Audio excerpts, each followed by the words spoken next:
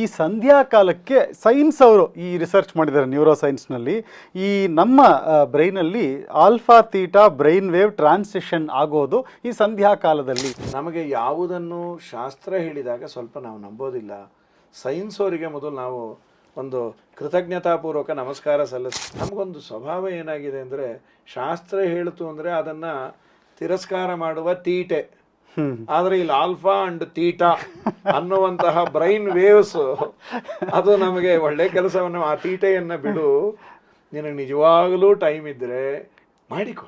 ಗರ್ಭಿಣಿ ಆಗಬೇಕು, ಮಕ್ಕಳನ್ನು ಪಡಿಬೇಕು ಅಂದಾಗ ಅವ್ರು ಹೇಳ್ತಾರೆ ಘೋರವಾದ ವೇಳೆ, ರುದ್ರದೇವರು ಸಂಚಾರ ಮಾಡುವ ಕಾಲ.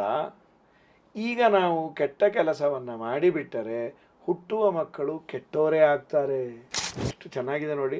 ಕಡೆಗೆ ಒಂದು ಮಾತು ಎಲ್ಲರಿಗೂ ಗೊತ್ತಿರೋದು, ಸ್ವಾಮಿ ನಾನು ನಿನಗೆ ಮಾಡಿದ್ನೋ ಬಿಟ್ನೋ ಕೆಲವೊಂದು, ಬೆಳಗ್ಗೆಯಿಂದ ನಾನು ಯಾರ್ಯಾರಿಗೋ ನಮಸ್ಕಾರ ಮಾಡಿದ್ದೇನೆ, ಅವರಲ್ಲೆಲ್ಲ ನೀನು ಇದೆಯಲ್ವಾ. ಆಕಾಶಾತ್ ಪತಿತಂತೋಯಂ ಯಥಾ ಗಚ್ಚತಿ ಸಾಗರಂ ಸರ್ವದೇವ ನಮಸ್ಕಾರ ಕೇಶವಂ ಪ್ರತಿ ಗಚ್ಚತಿ. ನೀವು ಇಷ್ಟು ದಿವಸದಲ್ಲೇ ಅದನ್ನು ಬಿಲ್ ಪೇ ಮಾಡಿದರೆ you need not to give extra penalty ಇಲ್ಲ. Otherwise penalty plus electricity cut off ಎರಡನ್ನೂ ನೀನು ಮಾಡ್ಕೊಳ್ತೀವಿ. ಅದರ ಒಂದು ಅನೌನ್ಸ್ಮೆಂಟ್ ಬಂತು, ಎಲ್ಲರೂ ಪಾಯಸ ಹಾಕಿಸ್ಕೊಳ್ಬೋದು, ನೋ ರಿಸ್ಟ್ರಿಕ್ಷನ್ಸ್, ಯಾರು ಎಷ್ಟು ಬೇಕಾದರೆ. ಆದರೆ ಒಂದೇ ಒಂದು, ಅದರಲ್ಲಿ ಒಂದು ಡ್ರಾಪ್ ಏನೋ ವಿಷ ಬಿದ್ದಿದೆ ಅಂತ ಯಾರೋ ಅಂದರು. ನಿಮ್ಗೇನಾಗಲ್ಲ ತಗೊಳ್ಳಿ ಅಂದರೆ ಯಾರೂ ತಗೊಂಬಲ್ಲ. ದೇವರಲ್ಲಿ ಭಕ್ತಿ ಮಾಡ್ತೇನೆ, ಆದರೆ ಒಂದೇ ಒಂಚೂರು ದ್ವೇಷ ಇದೆ ಅಂತ ಆದರೆ. ಬಿಸಿಯಾದ ಮಾಂಸವನ್ನು ತಿಂದ ಸಿಂಹಕ್ಕೆ ಕಾಮೋದ್ರೇಕ ಎಷ್ಟಾಗಬಹುದು? ವರ್ಷಕ್ಕೊಮ್ಮೆ ಮಾತ್ರ ಹೆಣ್ಣು ಸಿಂಹವನ್ನು ನೋಡಿ ಅದರ ಜೊತೆ ಬೆರೆಯತ್ತಂತೆ.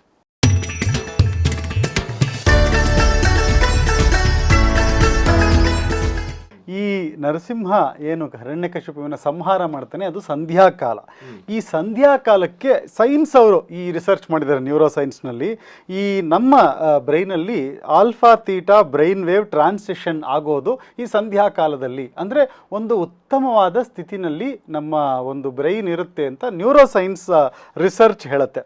ಬೇರೆ ಕಾಲಕ್ಕಿಂತ ಬೆಳಗ್ಗೆ ಮತ್ತು ಆ ಸಂಧ್ಯಾಕಾಲ ಬೆಳಗ್ಗೆ ಮತ್ತು ಸಂಜೆಯ ಸಂಧ್ಯೆ, ಬೆಳಗಿನ ಸಂಧ್ಯಾ ಕಾಲ ರಾತ್ರಿ ಬೆಳಗಿನ ಸೂರ್ಯಾಸ್ತ ಸೂರ್ಯೋದಯಕ್ಕೆ ಅದೊಂದು ಪ್ರಶಸ್ತವಾದ ಕಾಲ. ಮನಸ್ಸು ತುಂಬ ಆಹ್ಲಾದಕರವಾಗಿರುತ್ತೆ ಅಂತ ನ್ಯೂರೋ ಸೈನ್ಸು ಈ ಆಲ್ಫಾ ತೀಟಾ ಬ್ರೈನ್ ವೇವ್ಗಳನ್ನೆಲ್ಲ ಟ್ರಾನ್ಸಿಷನ್ ಹೇಳ್ಕೊಂಡು ಹೇಳುತ್ತೆ.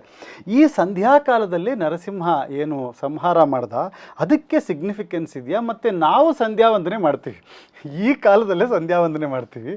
ಆ ಒಂದು ಸಂಧ್ಯೆಯ ಸಮಯದ ಒಂದು ಇಂಪಾರ್ಟೆನ್ಸ್ ಏನು? ನಾವು ಯಾಕೆ ಅವಾಗಲೇ ಸಂಧ್ಯಾವಂದನೆ ಮಾಡ್ತೀವಿ, ಗಾಯತ್ರಿ ಜಪ ಮಾಡ್ತೀವಿ?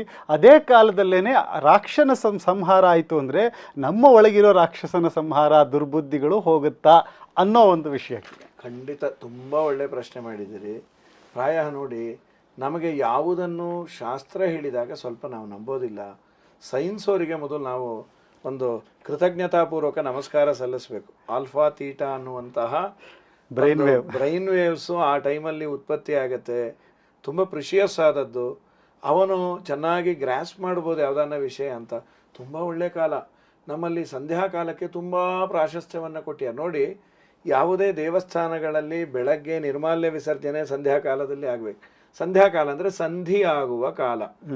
ರಾತ್ರಿ ಹೋಗಿ ಸೂರ್ಯೋದಯ ಆಗುವ ಆ ಸಂಧಿಯ ಕಾಲ, ರಾತ್ರಿ ಹೋಗಿ ಹಗಲು ಬರೋದು, ಹಗಲು ಹೋಗಿ ಸೂರ್ಯಾಸ್ತ ಆಗಿ ರಾತ್ರಿ ಪ್ರವೇಶ ಮಾಡುವ ಈ ಜಂಕ್ಷರಲ್ಲಿ ಸಂಧಿ ಆಗುವ ಕಾಲಕ್ಕೆ ಸಂಧ್ಯಾಕಾಲ.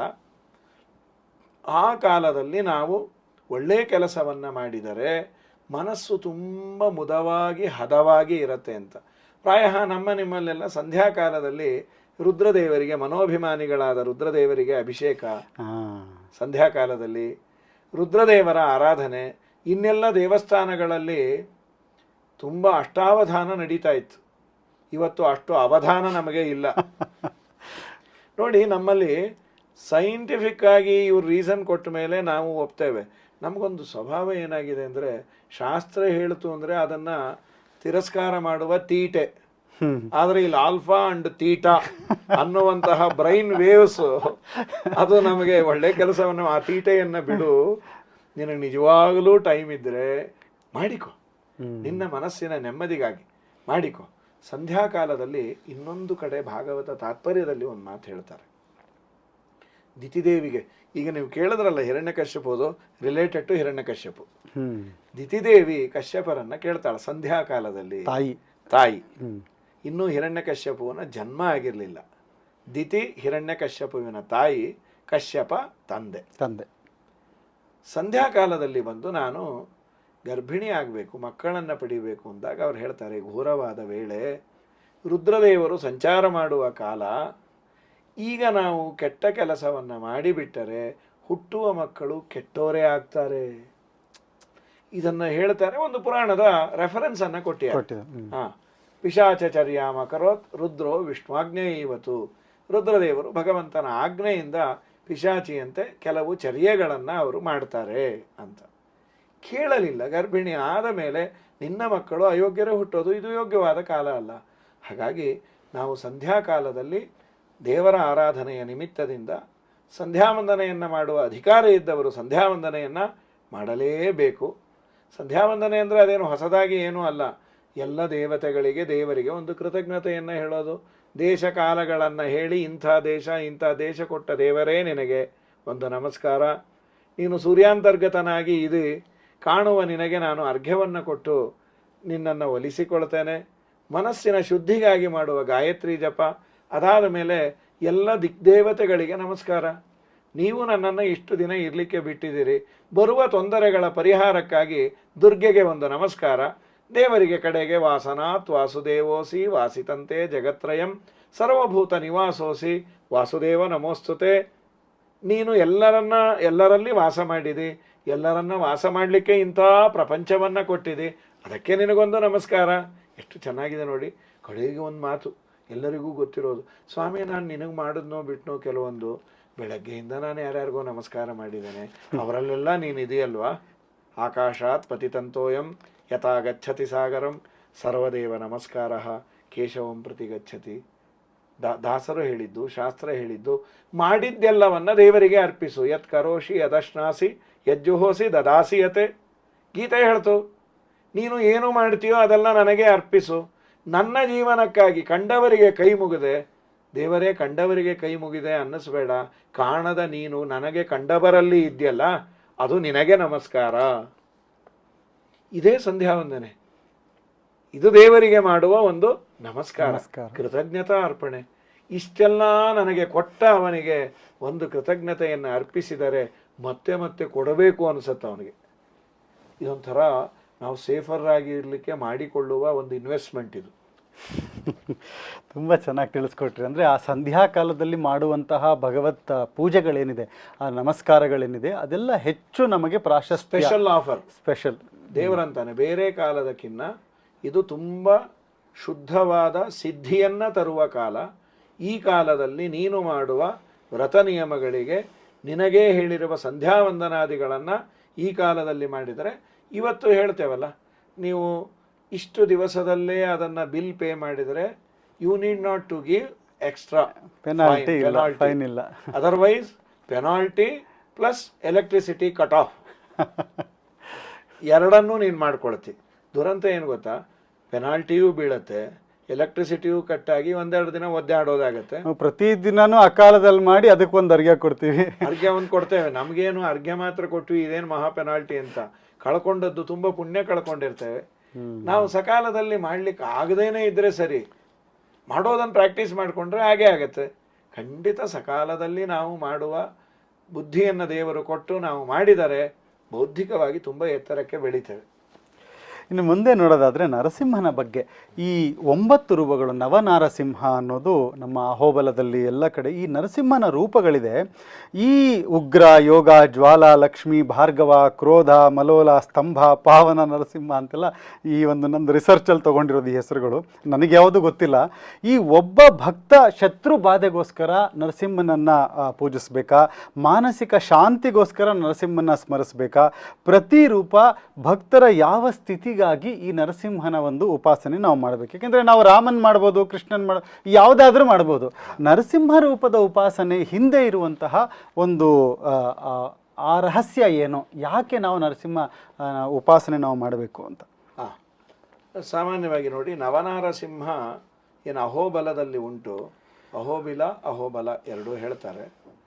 ಅಲ್ಲಿ ಅವ್ರು ಹೇಳೋದೇನೆಂದರೆ, ಹಿರಣ್ಯಕಶ್ಯಪುವಿನ ಮಗ ಪ್ರಹ್ಲಾದ ಓದಿದಂತಹ ಸ್ಥಳ, ಪ್ರಹ್ಲಾದ ಬಡಿ ಅಂತೆಲ್ಲ ತೋರಿಸ್ತಾರೆ, ಅಲ್ಲೇ ವ್ಯಕ್ತನಾದದ್ದು ಅಂತ.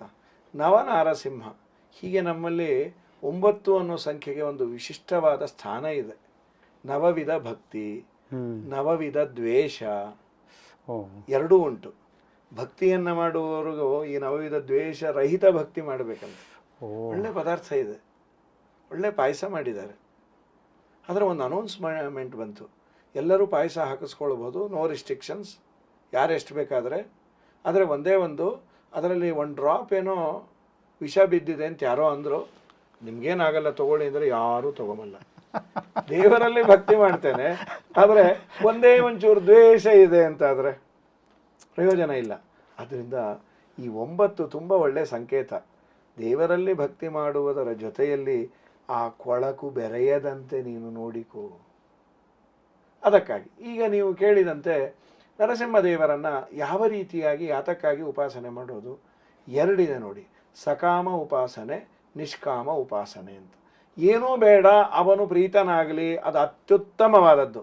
ಹೀ knows what to give for me.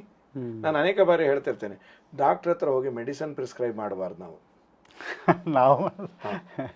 Doctor ಹತ್ರ ಹೋಗಿ ನಿನಗೇನು ದೇಹದಲ್ಲಿ ವಿಕಾರಗಳಾಗ್ತಾ ಇದೆ, ಜ್ವರ ಹೇಗಿತ್ತು, ನೆಗಡಿ ಹೇಗಿದೆ ಅದು ಹೇಳಬೇಕೆ ವಿನಃ, ಡಾಕ್ಟ್ರೇ ಮೊನ್ನೆ ಜ್ವರ ಬಂದಿತ್ತು, ನಾನು ಮಾತ್ರೆ ತೊಗೊಂಡೆ, ಕ್ರೋಸಿನ್ ಎಲ್ಲ ಕಮ್ಮಿ ಆಗಿದೆ, ಏನೇಹೋ ನಿಮಗೆ ಹೇಳಿ ಹೋಗೋಣ ಅಂತ ಬಂದೆ, ಇನ್ನೊಂದು ಆಂಟಿಬಯೋಟಿಕ್ ಹಾಕ್ಬಿಡಿ ನನಗೆ, ಇನ್ನೊಂದು ಅದು ಒಂದು ಅಲ್ಲ, ನಿಮಗೆ ಕ್ರೋಸಿನ್ ತೊಗೊಂಡೆ ಅಂತ ಹೇಳೋಣ. ಡಾಕ್ಟ್ರ್ ಅಂದು ತುಂಬ ಒಳ್ಳೆಯದಾಯಿತು, ಜ್ವರ ಬಂದವ್ರಿಗೆಲ್ಲ ನಾನು ಕೊಡ್ತೇನೆ ಅಂತ. ನಿನ್ನ ಜ್ವರ ಎಂಥದ್ದು ಏನು ಅಂತ ನಾನು ನೋಡಬೇಕಲ್ವಾ. ಭವರೋಗದ ವೈದ್ಯ ಭಗವಂತ. ದೇವರೇ ನೀನೇನು ಕೊಡ್ತೀಯೋ ನನಗೆ ಕೊಡು, you know very well than me. ಕೊಡುವ ಕಾಲವೂ ಗೊತ್ತು, ತೆಗೆದುಕೊಳ್ಳುವ ಅರ್ಹತೆ ಇದೆಯೋ ಇಲ್ಲೋ ಅನ್ನೋದು ನಿನಗೆ ಗೊತ್ತು. ನಮ್ಮ ಮನೆಯಲ್ಲಿ ಎಲೆಕ್ಟ್ರಿಸಿಟಿ 440 ವೋಲ್ಟ್ಸ್ ಇದೆ ಅಂಥೇಳಿ ಇದ್ದಿದ್ದ ಆಕ್ಸೆಸರೀಸ್ಗೆಲ್ಲ ಕೊಟ್ಟರೆ ಕೃಷ್ಣಾರ್ಪಣೆ ಆಗಿಬಿಡುತ್ತೆ. ನಮ್ಮ ಫೋನೆಲ್ಲ 12 ವೋಲ್ಟ್ಸ್ ಮೇಲೆ ತೊಗೊಳ್ಳೋದಿಲ್ಲ. ಸಾರ್ ನನಗೇನು ಎಲೆಕ್ಟ್ರಿಸಿಟಿ ಸಿಕ್ಕಾಪಟ್ಟೆ ಇದೆ, ಅದರದೇ ಹಣೆ ಬರಹ ಅಂತಾರೆ.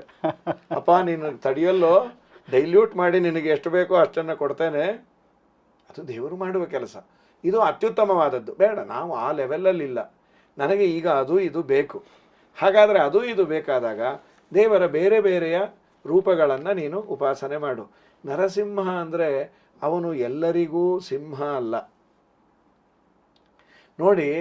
ಆ ಅಪ್ಪನಿಗೆ ಸಿಂಹನಾದ ಹಿರಣ್ಯಕಶ್ಯಪುವಿಗೆ, ಮಗುವಿಗೆ ಅದು ಏನು ಚೆನ್ನಾಗಿ ಸ್ತೋತ್ರ ಮಾಡಿ ತೊಡೆಯ ಮೇಲೆ ಕೂಡಿಸಿಕೊಳ್ಳುವಂತಹ ಒಂದು ಸುಂದರವಾದ ಮೂರ್ತಿಯೂ ಆದ ಮುದ್ದು ನಾರಸಿಂಹ. ಹಾಗಾಗಿ ದೇವರನ್ನು ನಾನು ಯಾವ ರೀತಿ ಉಪಾಸನೆ ಮಾಡ್ತಾನೆ ಹಾಗೆ ಅವನು ನನಗೆ ತೋರ್ತಾನೆ. ಎಲ್ಲರ ವ್ಯಕ್ತಿತ್ವವು ಹೀಗೆ ಇರಬೇಕಲ್ವ. ಅವನು ಆಫೀಸಿನಲ್ಲಿ ಇರುವ ಸ್ಟ್ರಿಕ್ಟು ಮನೆಯಲ್ಲಿ ನಡೆಯೋದಿಲ್ಲ. ಮನೆಯಲ್ಲಿ ಅಪ್ಪ ಅಮ್ಮನಿಗೆ ಮಗ, ಹೆಂಡತಿಗೆ ಗಂಡ, ತನ್ನ ಮಕ್ಕಳಿಗೆ ತಂದೆ, ಯಾರಲ್ಲಿ ಯಾವ ರೀತಿ ವ್ಯವಹಾರ ಮಾಡಬೇಕೋ ಅವನು ಹಿ ಶುಡ್ ಡೂ ಇಟ್. ನಾನು ದೊಡ್ಡ ಆಫೀಸರು, ನನ್ನ ಕೈ ಕೆಳಗೆ 1000 ಜನ ಇದ್ದಾರೆ ಅಂದರೆ ಎದ್ದೋಗ್ರಿ ಇದು ಮನೆ ಅಂತಾರೆ. ನಮ್ಮ ದೇವರು ಅವನು ಯೋಗ ನರಸಿಂಹ, ಲಕ್ಷ್ಮೀ ನರಸಿಂಹ, ಮಹಾಲೋಲ, ಮಹಾಲಕ್ಷ್ಮೀ ದೇವಿಗೆ ಆನಂದವನ್ನು ಕೊಡೋನು. ಈ ಚಿಂತನೆ ಮಾಡಿದ್ರೆ ನಮ್ಮ ನಿಮ್ಮ ಜೀವನದಲ್ಲಿ ಗಂಡ ಹೆಂಡತಿಗೆ ಜಗಳ ಬರುವುದಿಲ್ಲ. ನರಸಿಂಹ. ಇನ್ನು ನೀವು ಹೇಳಿದ್ರಲ್ಲ ಮನುಷ್ಯ ಹಾಗೂ ಸಿಂಹ 2 ನೋಡಿ. ಮನುಷ್ಯನಿಗೆ ಬೌದ್ಧಿಕವಾದ ಎತ್ತರ ಇದೆ, ಬೇರೆ ಪ್ರಾಣಿಗಳಕ್ಕಿಂತ ವಿವೇಕ ಇದೆ, ಯಾವಾಗ ಏನು ಮಾಡಬೇಕು ಅಂತ. ಇನ್ನು ಮನುಷ್ಯನಲ್ಲಿ ಬುದ್ಧಿ ಇದ್ದರೆ ಮಾತ್ರ ಸಾಲದು, ಕಮ್ಯಾಂಡಿಂಗ್ ಆದ ಕೆಪ್ಯಾಸಿಟಿ ಪ್ಲಸ್ ಮುಖ ನೋಡಿದ್ರೆ ಅವರ ಗಾಂಭೀರ್ಯ ಆ್ಯಂಡ್ ಪರ್ಸನಾಲಿಟಿ ಜೋರಿದೆ, ಸಿಂಹದಂತೆ ಇದ್ದಾರೆ. ಅದಕ್ಕೆ ದೇವರಂದ ನೀನು ಮನುಷ್ಯನಾಗಿ ಇರು, ಸಿಂಹದಂತೆ ಬಿಹೇವ್ ಮಾಡು. ಒಂದು ತುಂಬ ಸುಂದರವಾದ ವಿಷಯವನ್ನು ನಮ್ಮ ವಿಜೇಂದ್ರ ಸ್ವಾಮಿಗಳು ತಿಳಿಸ್ಯಾರೆ. ಸಿಂಹದ ನೋಡಿ, ಈ ದೇಶದಲ್ಲಿ ಎಲ್ಲೇ ಪ್ರಪಂಚದಲ್ಲಿ ಸಿಂಹದ ಸಂಖ್ಯೆ ತುಂಬ ಕಡಿಮೆ, ರೀಪ್ರೊಡಕ್ಷನ್ ತುಂಬ ಕಡಿಮೆ.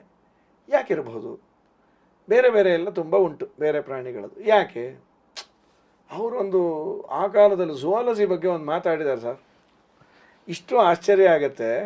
ಅವರ ಮೇಲೆ ಒಬ್ಬರು ಆಕ್ಷೇಪ ಮಾಡಿದರು, ವಿಜೇಂದ್ರ ಸ್ವಾಮಿಗಳೇ ನೀವು ಒಳ್ಳೆ ಅನ್ನ ಆಹಾರ ತಗೊಳ್ತೀರಿ, ನೂರಾರು ಜನ ಭಕ್ತರು ನಿಮ್ಮನ್ನು ನೋಡ್ಲಿಕ್ಕೆ ಬರ್ತಾರೆ, ನೀವು ಅವ್ರನ್ನ ನೋಡ್ತಾರೆ, ನೀವು ವೈರಾಗ್ಯ ಇದೆ ಅಂದರೆ ನಮಗೆ ಡೌಟು.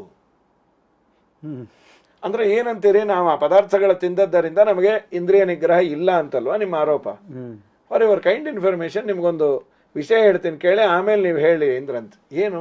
ಸಿಂಹೋ ಮದದ್ವಿರದ ಮಸ್ತಕ ಮಾಂಸಭೋಜಿ ಸಂವತ್ಸರಸ್ಯ ಕುರುತೆ ರತಿಮೇಕವಾರಂ ಪಾರಾವತಕ್ಕಲು ಶಿಲಾ ಶಕಲಾನಿ ಭುಂಕ್ತೆ.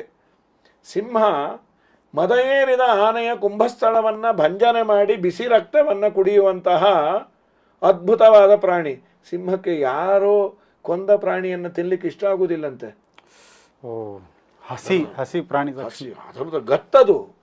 ನನ್ನ ಆಹಾರವನ್ನು ನಾನೇ ಸಂಪಾದನೆ ಮಾಡಿಕೊಳ್ಬೇಕು. ಸ್ವಪಾಕ ಅಂದರೆ ಸಿಂಹದ್ದು. ಅಂಥ ಸಿಂಹ ಅಂದರೆ ಬಿಸಿಯಾದ ಮಾಂಸವನ್ನು ತಿಂದ ಸಿಂಹಕ್ಕೆ ಕಾಮೋದ್ರೇಕ ಎಷ್ಟಾಗಬಹುದು? ವರ್ಷಕ್ಕೊಮ್ಮೆ ಮಾತ್ರ ಹೆಣ್ಣು ಸಿಂಹವನ್ನು ನೋಡಿ ಅದರ ಜೊತೆ ಬೆರೆಯತ್ತಂತೆ. ಸಂವತ್ಸರಸ್ಯ ಕುರುತೆ ರತಿಮೇಕವಾರಂ. ಇದು ಕ್ವೈಟ್ ಆಪೋಸಿಟ್ ಅಂದರೆ ಪಾರಿವಾಳ. ತಿನ್ನೋದು ಕಲ್ಲು ಕಡ್ಡಿ ಮಣ್ಣು ಕಾಳು, ಆದರೆ ರೀಪ್ರೊಡಕ್ಷನ್ನು ಅದು ಹೆಣ್ಣನ್ನು ಸದಾ ಬೆರೆಯುತ್ತೆ. ಅದಕ್ಕೆ ಪಾರಿವಾಳಗಳ ಸಂಖ್ಯೆ ತುಂಬ ಆಗಿದೆ. ಅವರಂದ್ರು ನಿಮಗೆ ಈ ಝುವಾಲಜಿ ಯಾವಾಗ ಗೊತ್ತು ಅಂತ ನಮಸ್ಕಾರ ಮಾಡಿಬಿಟ್ರು. ನಾವು ಏನೇ ತಿಂದ್ರು ಸಿಂಹ ಇದ್ದಾಗೆ, ಯಾಕೆ ನರಸಿಂಹನ ಅನುಗ್ರಹ ನಮ್ಮ ಮೇಲೆ ಇದೆಯಪ್ಪ, ಅವನಿಗೆ ನಿವೇದಿತವಾದ ಪದಾರ್ಥ. ಷೋಡಶಬಾಹು ನರಸಿಂಹದೇವರನ್ನು ಸ್ತೋತ್ರ ಮಾಡಿದ ಮಹಾನುಭಾವ. ಅಲ್ಲ, ಯಾಕೆ ಹೇಳಲಿಕ್ಕೆ ಬಂದೆ ಅಂದರೆ, ಸಿಂಹದ ನಡೆನುಡಿಗಳು ನಮ್ಮಲ್ಲಿದ್ದರೆ ದೇಶ ಎಲ್ಲ ಚೆನ್ನಾಗಿರುತ್ತೆ. ಹೌದು. ಮನುಷ್ಯನಿಗೆ ನಿಜವಾಗಲೂ ಎಂಥ ದೊಡ್ಡವನಾದರೂ ಜಾರೋದು ಅಂದರೆ ಹೆಣ್ಣು ಹಣ್ಣು ಹೊನ್ನುಗಳಲ್ಲಿ ಜಾರಿ ಬಿಡ್ತಾನೆ. ಗಾಂಭೀರ್ಯ ಇತ್ತು ಅಂದರೆ ಚೆನ್ನಾಗಿರುತ್ತೆ. ತುಂಬ ಚೆನ್ನಾಗಿ ತಿಳಿಸ್ಕೊಟ್ರಿ ಆಚಾರ್ಯ. ಈಗ ಒಂದು ಸ್ತೋತ್ರಗಳ ಬಗ್ಗೆ ಹೇಳೋದಾದರೆ, ನರಸಿಂಹದೇವರನ್ನ ಸ್ತೋತ್ರ ಮಾಡೋದಕ್ಕೆ ಪ್ರಹ್ಲಾದನ್ನ ಬಿಟ್ಟರೆ ಬೇರೆ ಯಾರೂ ನಮಗೆ ಸಿಕ್ಕಲ್ಲ. ಹಾಗಾಗಿ ನರಸಿಂಹ ಕವಚ ಇದು ಸರ್ವರಕ್ಷಾ ಕವಚ ಅಂತ ಪ್ರಹ್ಲಾದ ಮಹಾರಾಜರೇ ರಚಿಸಿದಂತಹ ನರಸಿಂಹ ಕವಚ ಬ್ರಹ್ಮಾಂಡ ಪುರಾಣದಲ್ಲಿ ಬರುವಂಥದ್ದು. ಇದರ ಬಗ್ಗೆ ನಮ್ಮ ಸೈನ್ಸ್ ನೋಡೋದಾದರೆ ಸಿಮ್ಯಾಟಿಕ್ಸ್ ಅಂತ ಒಂದು ರಿಸರ್ಚ್ ಇದೆ. ಅದರಲ್ಲಿ ಏನು ಹೇಳ್ತಾರೆ ಅಂದರೆ, ಅದೆಲ್ಲ ಯೂಟ್ಯೂಬಲ್ಲಿ ವಿಡಿಯೋಗಳಿದೆ. ಒಂದು ಮಂತ್ರ ಹೇಳಿದಾಗ ಯಾವುದೇ ಒಂದು ಅಲ್ಲಿ ಪುಡಿ, ಒಂದು ಲೋಹದ ಪುಡಿಗಳಿದ್ದರೆ, ಕಬ್ಬಿಣದ ಪುಡಿ ಅಥವಾ ಏನಾದರೂ ಇದ್ದರೆ, ಆ ಒಂದು ಮಂತ್ರದ ವೈಬ್ರೇಷನ್ಗೆ ಅದರ ಒಂದು ಸ್ವರೂಪ ಚೇಂಜ್ ಆಗುತ್ತೆ. ಒಂದು ದ್ರವಗಳನ್ನಿಟ್ಕೊಂಡು ಆ ಒಂದು ಮಂತ್ರ ಹೇಳಿದ ತಕ್ಷಣ ಆ ದ್ರವಗಳ ಕಾಂಪೋಸಿಷನ್ ಚೇಂಜ್ ಆಗುತ್ತೆ ಅನ್ನೋದನ್ನು ಪ್ರೂವ್ ಮಾಡಿದ್ದಾರೆ. ಅಂದರೆ ಮಂತ್ರಶಕ್ತಿನ ನಾವು ವಿಸಿಬಲ್ ಆಗಿ ಯಾವ ಥರ ಪ್ರೂವ್ ಮಾಡ್ಬೋದು ಅನ್ನೋದಕ್ಕೆ ಸೈಮ್ಯಾಟಿಕ್ಸ್ ಅಂತ ಒಂದು ಸೈನ್ಸ್ ಅದು. ಈ ಒಂದು ವಿಷಯದಲ್ಲಿ ಮಂತ್ರಗಳಲ್ಲಿ ತುಂಬ ಶಕ್ತಿ ಇದೆ.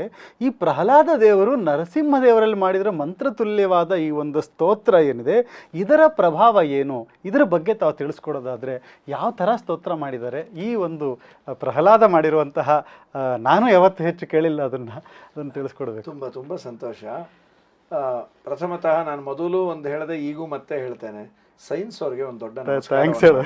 ಯಾಕೆ ಅಂದರೆ ನಮ್ಮಲ್ಲೊಂದು ಸ್ಲೋಗನ್ ಎಲ್ಲರ ಬಾಯಲ್ಲಿ ಬರುತ್ತೆ, ಮಂತ್ರಕ್ಕೆ ಮಾವಿನಕಾಯಿ ಉದುರತ್ತೆ. ಹೌದು, ಇವರು ಉದುರತ್ತೆ ಅಂತ ತೋರಿಸ್ತಾರೆ, ಸೈಂಟಿಫಿಕ್ ಆಗಿ ಪ್ರೂವ್ ಮಾಡಿದ್ದಾರೆ ಸರ್. ತುಂಬ ಸಂತೋಷ.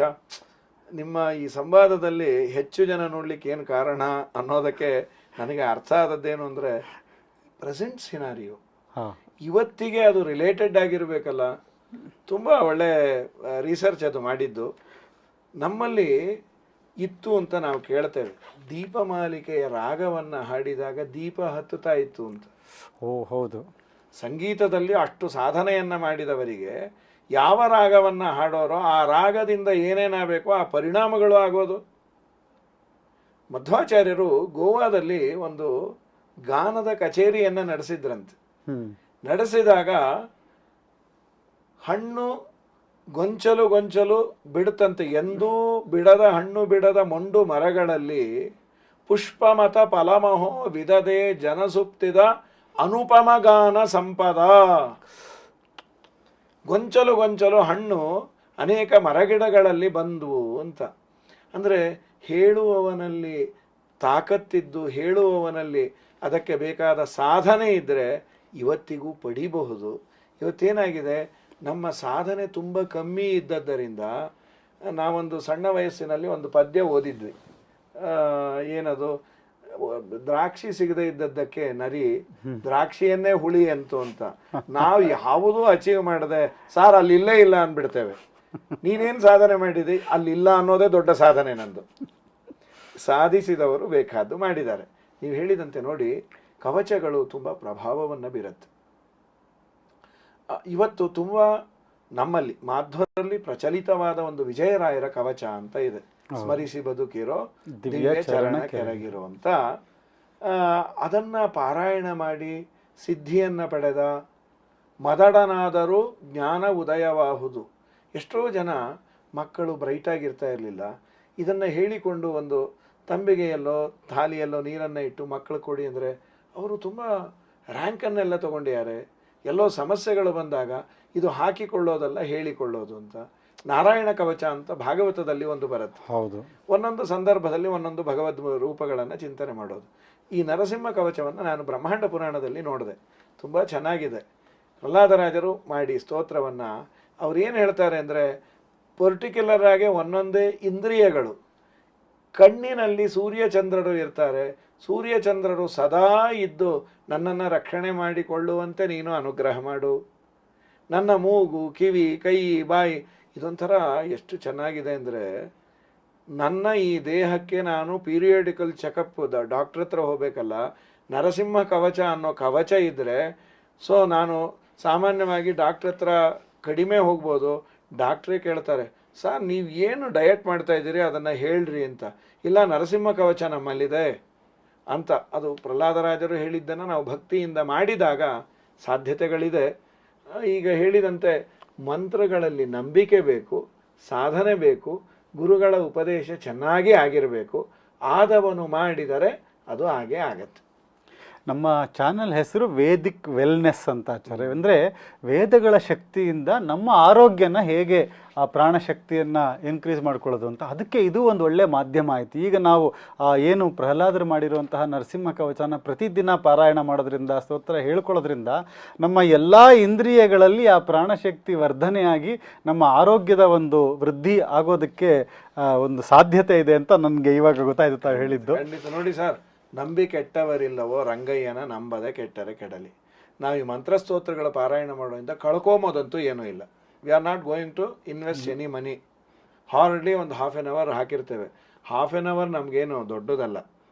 ಖಂಡಿತ ಮಾಡಿದರೆ ನೀವು ಹೇಳಿದಂತೆ ಆ ವೇದಿಕ್ ವೆಲ್ನೆಸ್ಸು ಇದರಿಂದ ಬಂದೆ. It is A syllabus for Vedic wellness.